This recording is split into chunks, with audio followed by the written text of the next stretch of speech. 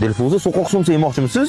Toshkentga boramizmi? Ya qanaqa Toshkentga? Namanganda ham yopilyapti-ku. Qayerda? Bilmadingizmi? Yo'q.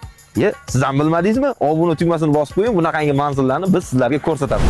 Endi soqoq somsani yegani Perevaldan o'tib Toshkentga borishingizga hojat yo'q. O'zimizda ham soqoq somsani ko'kri oshqovoqligini yopishayotgan ekan. Somsani mazaliligini ortimda turgan turna qator navbatlardan bilsangiz bo'ladi.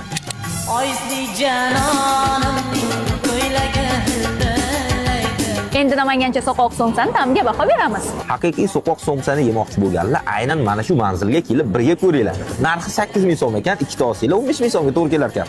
Qani, bismillah. Bismillah.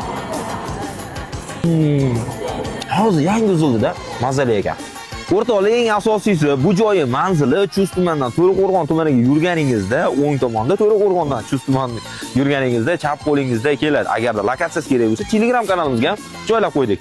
Videoni soqoq somsaga olib bor degan tanishingizga teng qo'ying.